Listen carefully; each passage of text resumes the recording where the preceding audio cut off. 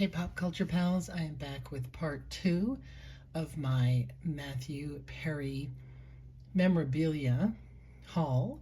If you haven't seen part 1, I will link it, and you want to go on over and see that for the fuller description of what's going on here.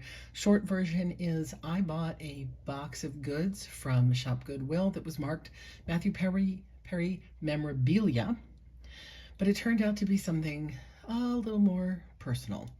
The headshot that you're looking at is one of a number of headshots that came in the box, along with a few other scrapbooks and items I showed in the first video.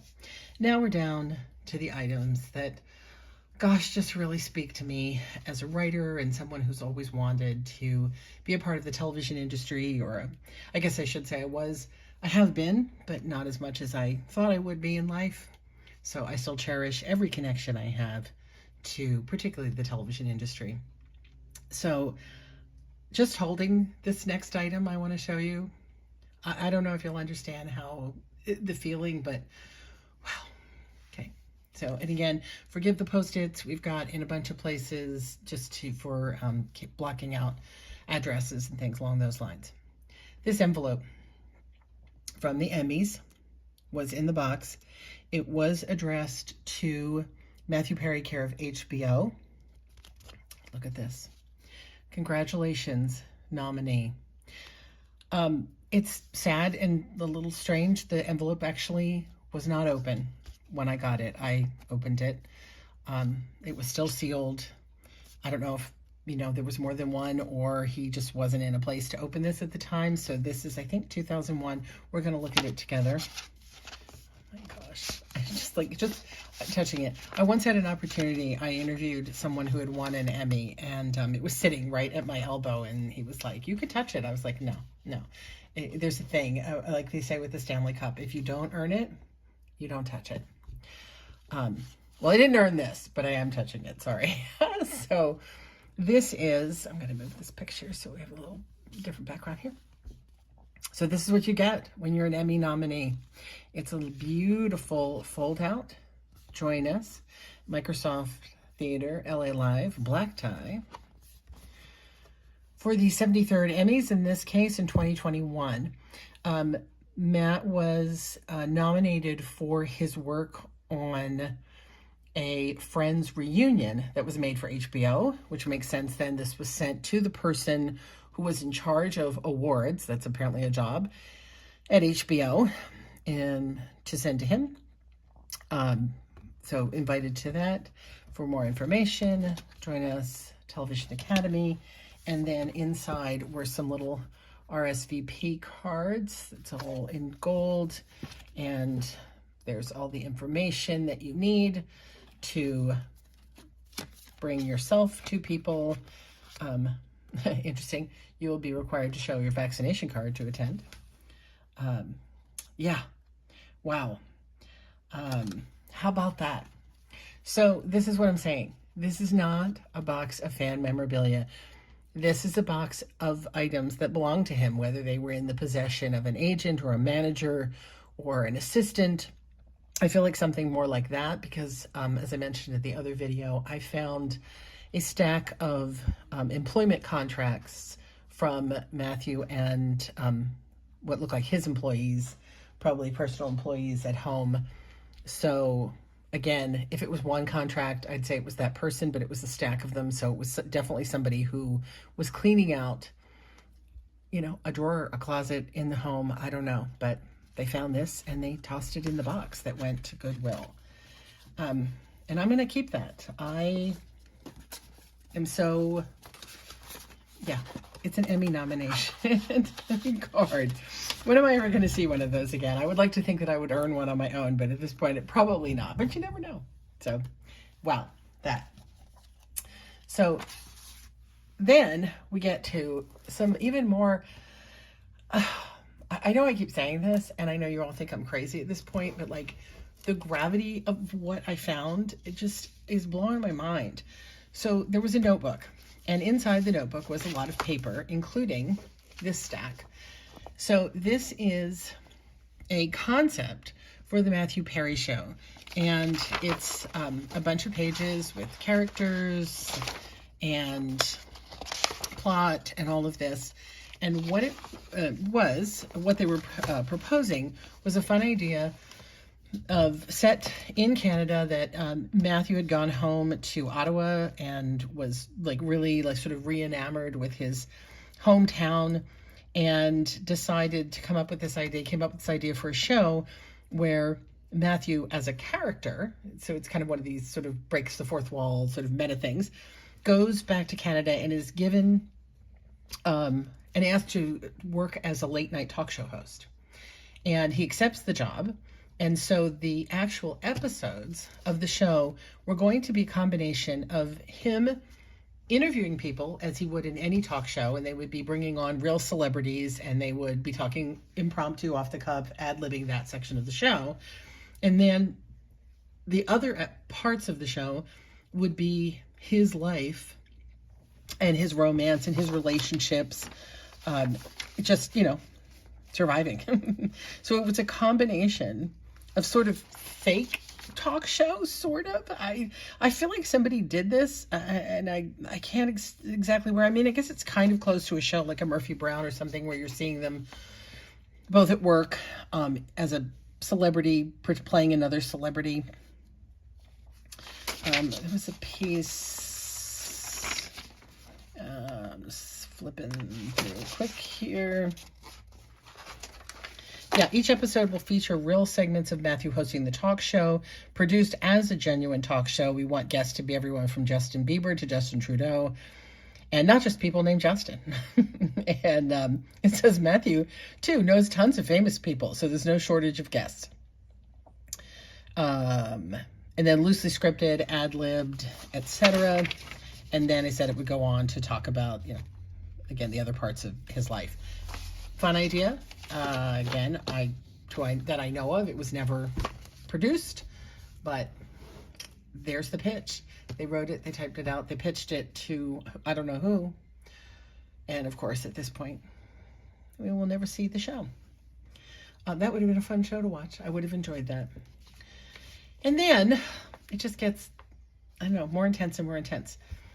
There was this binder that says the movie script. And inside is a script.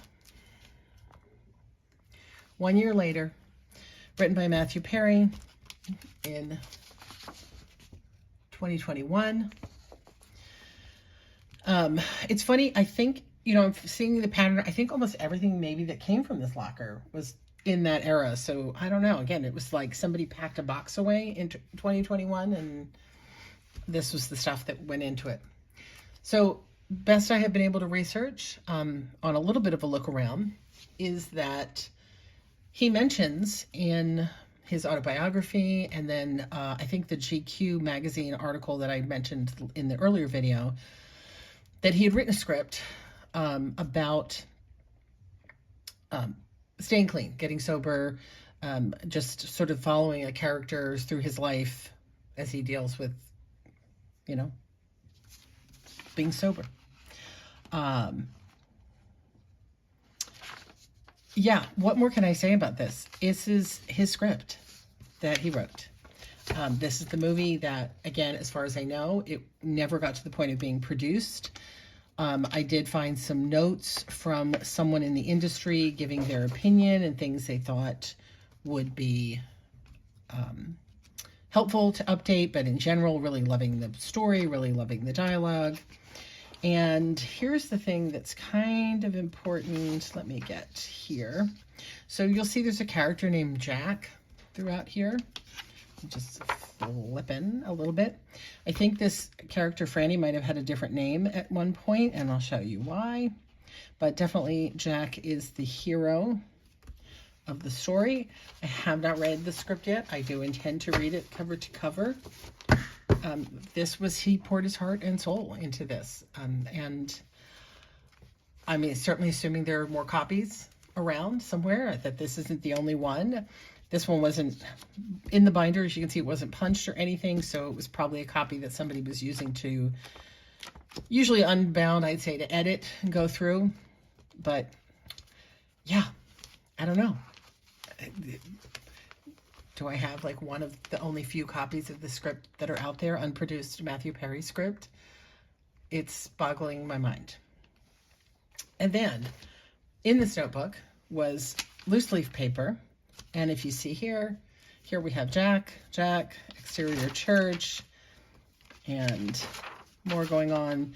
So Jess, which is not in the script that I saw. That's why I'm thinking maybe this was Fanny. He decided the Jack and the Jess wasn't a way to go. But these are clearly notes for the script. Now, I haven't gone through to compare, like, are these scenes actually in there? Are these edits he was thinking of making? But, like, am I crazy to think that this is his handwriting, that these are his notes? I did find a example of his handwriting from someone who had a card from him not long before he passed. And the handwriting was very similar. This sort of all printed, sort of a little bit sharp, a little bit shaky style. There's some letters, some M's and T's that we compared that looked very much like the same. I'm no handwriting expert. I can't say for sure that these are his notes. Maybe they're notes from somebody who read the script. Maybe they're notes an assistant took down from, something he audio taped. I don't know. But that's kind of far-fetched if you ask me.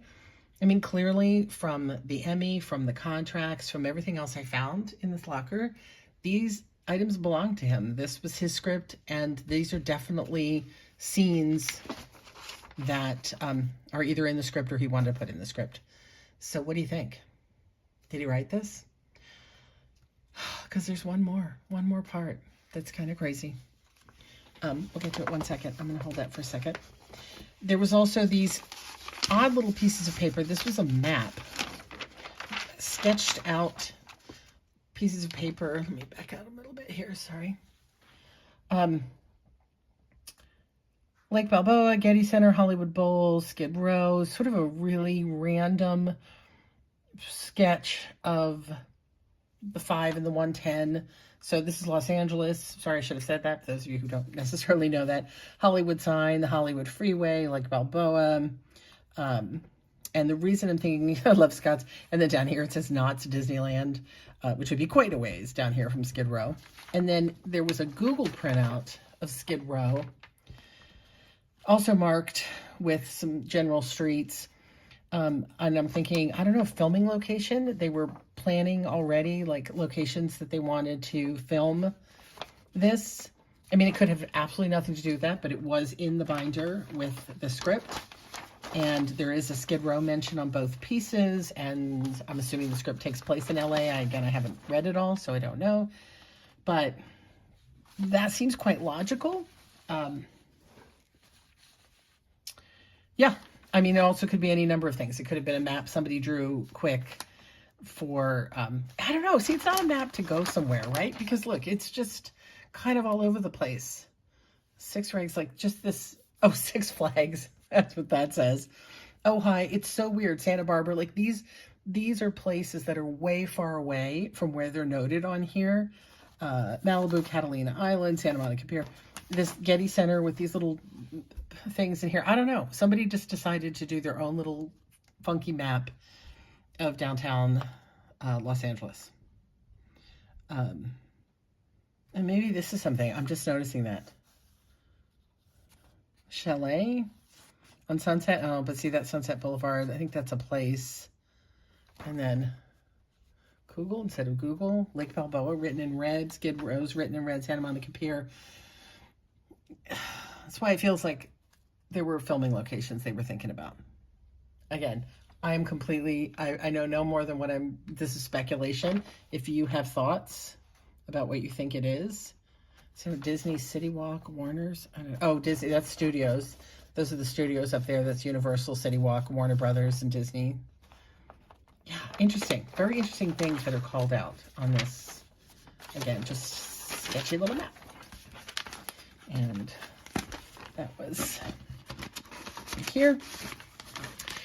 And the final item is sadly really damaged, and I'm going to show you the damage first.